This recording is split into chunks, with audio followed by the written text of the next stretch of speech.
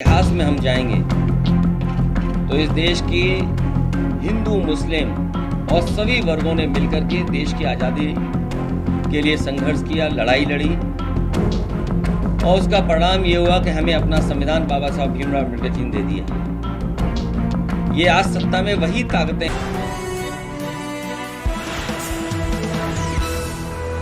अगस्त क्रांति के तमाम हमारे महानायक और राष्ट्रपिता महात्मा गांधी के आह्वान पर जो अंग्रेज़ों को भारत छोड़ो आंदोलन का आह्वान हुआ था, उन तमाम नेताओं को हम लोग याद करते हैं। साथ ही साथ उन अनगिनत शहीदों को भी याद करते हैं जिनकी वजह से आज हमें देश आज़ाद मिला है। आज़ादी की लड़ाई में जिन लोगों ने भी योगदान दिया, हम उनको भी याद करते हैं। भारत छोड़ो आंदोलन से जुड़कर के आम लोगों ने इतना आंदोलन खड़ा कर दिया कि अंतोगत्वा अंग्रेजों को भारत छोड़ करके जाना पड़ा। जो राष्ट्रपिता महात्मा गांधी और हमारे स्वतंत्रता सेनानियों ने और खासकर समाजवादी लोगों ने जो सपने देखे थे, वो आज भी सपने अधूरे हैं। आज दुनिया में हम कहाँ खड़े हैं?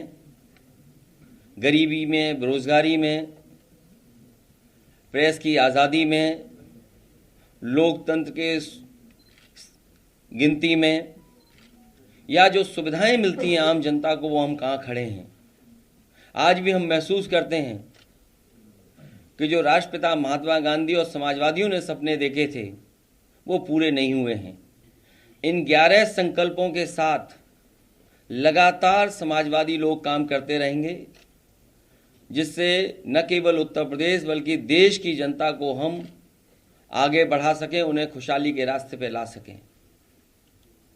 मैं एक बार फिर राष्ट्रपिता महात्मा गांधी, जयप्रकाश जी, डॉक्टर राम मनोहर लोहिया और तमाम लोग जिन्होंने हमें आज़ाद भारत दिया, आज़ाद भारत के बाद जो हमें संविधान मिला, लोकतंत्र मिला, उसको मजबूत बनाने के लिए लगातार हम लोग काम करते रहेंगे।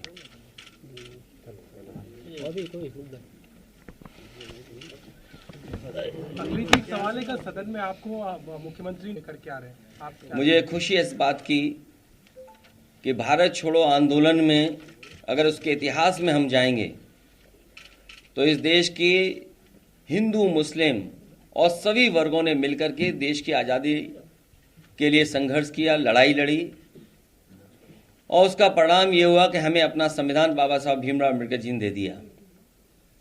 ये आज सत्ता में वही ताकतें हैं जिन्होंने भारत छोड़ो आंदोलन का विरोध किया था, बहिष्कार किया था। इन लोगों से अगर कोई बात आप पूछोगे, आप इस कोने की बात पूछोगे, उस कोने का जवाब देंगे।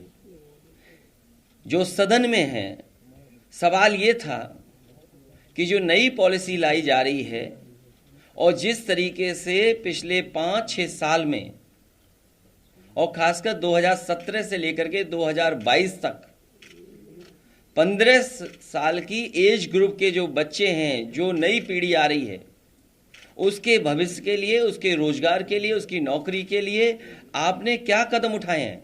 क्या नेशनल एजुकेशन पॉलिसी के तहत उनका भविष्य बेहतर हो सकता है? ये सवाल था। सवाल आबादी का नहीं था। सवाल ये था कि बेरोजगारों को रोजगार देंगे आप कि नहीं देंगे? और हमारे मुख्यमंत्री तो महान हैं, उनसे पूछो कि नौकरी रोजगार कहाँ है, तो वो अनएम्प्लॉयमेंट रेट बताते हैं। जिस मुख्यमंत्री जी को ये ना पता हो अनएम्प्लॉयमेंट रेट क्या है और एम्प्लॉयमेंट रेट क्या है, उससे रोजगार की नौजवान क्या उम्मीद करेगा? और फिर जो मुख्यमंत्री अपने अधिकारियों को नकार दे, एक वित्त विभाग है, उसके अधिकारियों की नहीं सुनने वाले, planning commission, planning NITI Aayog या नीति आयोग के बाद जो स्टेट का अपना विभाग है, क्या वो भी अधिकारी इनएफिशिएंट हैं? ये जो आईएएस की बड़ी बड़ी ट्रेनिंग पा करके बैठे हैं, वो सब बेकार हैं क्या? आप एक अमेरिका की कंपनी को ला करके उसको 300 करोड़ रुपए का भुगतान कर रहे हैं आप, केवल इसलिए कि उत्तर प्रदेश की अर्थव्यवस्था कैसे बेहतर हो। सोचिए, अपने मंत्रियों पे भरोसा ना हो, जिसको अपने अधिकारियों पे भरोसा ना हो, अपने वित्त विभाग पे भरोसा ना हो, नीति आयोग पे भरोसा ना हो, किसी एक्सपर्ट पे भरोसा ना हो, यूनिवर्सिटीज के जो बड़े बड़े वाइस चांसलर उन पे भरोसा ना हो, और भरोसा किस पे? 300 करोड़ रुपए दे करके एक कंपनी को ला करके उस पे भरोसा कर रहे हैं। तो उनसे क्या उम्मीद कर सकते हो आप? आपसे पूछें आज तक, वो कहेंगे कल तक। हम पूछें अभी तक क्या हुआ, तो बोलेंगे परसों तक। क्या उम्मीद करोगे उनसे? कौन नहीं जानता, हर दिन एक एक्सीडेंट हो रहा है, लोगों की जान जा रही है, जिसके लिए प्रधानमंत्री जी ने कहा हो कि हम पे ठोस योजना है, सड़कों पे जानवर नहीं घूमेंगे। बताओ, जानवर खत्म हो गए इसमें? इन्वेस्टमेंट कहाँ है? आज जब हम याद कर रहे हैं अपने महापुरुषों को, राष्ट्रपिता महात्मा गांधी जी को, या उस समय जिन लोगों ने आज़ादी की लड़ाई लड़ी, उन्होंने क्या नहीं सपने देखे? हमारा आखिरी आदमी खुशहाल हो, आखिरी व्यक्ति खुशहाल हो। हम देश को कहाँ ले जा रहे हैं? देश में एक कानून आया था, जो प्राइवेट कंपनी थी वो सरकार बन गई थी। ब्रिटेन में वहाँ की लोकसभा, वहाँ की पार्लियामेंट में एक कानून पास हुआ, उसके बाद कंपनी सरकार बन गई, और आप धीरे धीरे देखोगे सरकार कंपनी बनती चली जा रही है।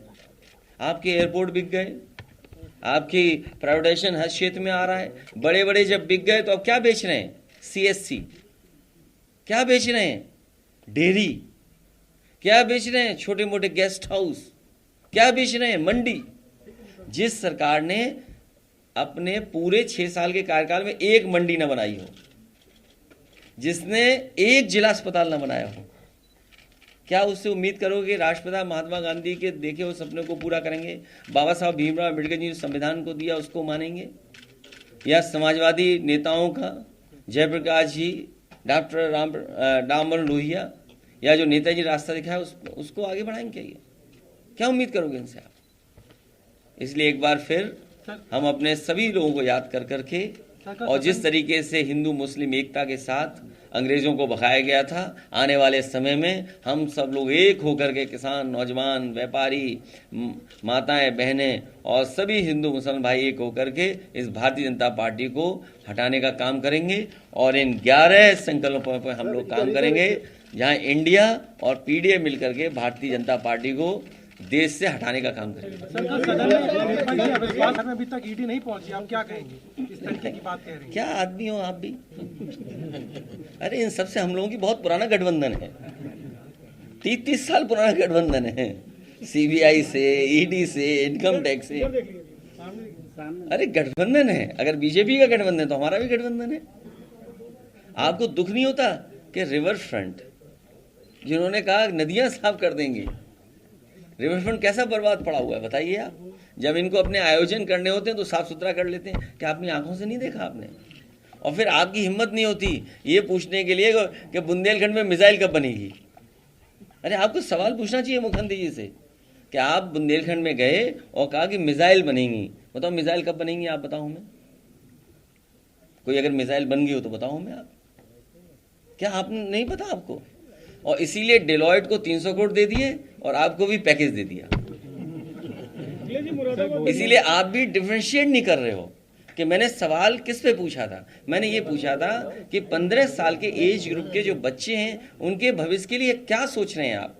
आप एक तरफ तो टैबलेट देना चाहते हो, लैपटॉप भूल गए आप, तो आप आबादी पे बात करना चाहते हो।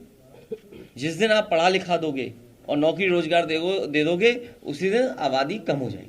43 साल बाद मुरादाबाद दंगों की रिपोर्ट रखने, समाजवादी पार्टी जीतेगी। क्या लगता है अखिलेश जी, इतने साल बाद मुरादाबाद दंगों की रिपोर्ट रखने के पीछे मकसद क्या हो सकता है? जब मुख्यमंत्री जी से रोजगार का पूछो तो आबादी बताते हैं, इसीलिए चुनाव आ गए हैं, इसी तरह की रिपोर्ट आएंगी। जैन जी की मौजूदगी नहीं थी राज्यसभा में, विंग के अध्यक्ष हुआ करते थे, आज वो लोग विरोध क्यों कर रहे हैं? 2024 चुनाव मैं चाहता हूँ आप अपनी प्रेस में ले जाओ उनको भी।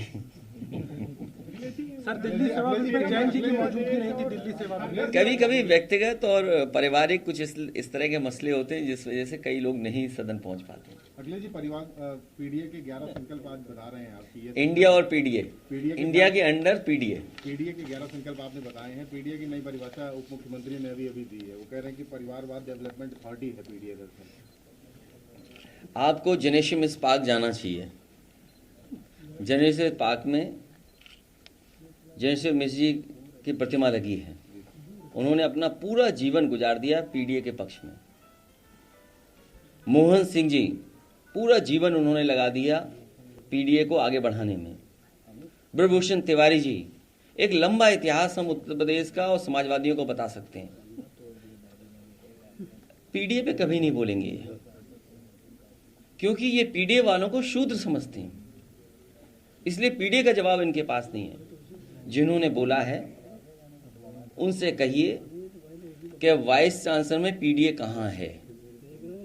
जितने भी वाइस चांसलर्स का अपॉइंटमेंट हो रहा है उसमें पीडीए कहाँ है, सरकार बता दे हमें।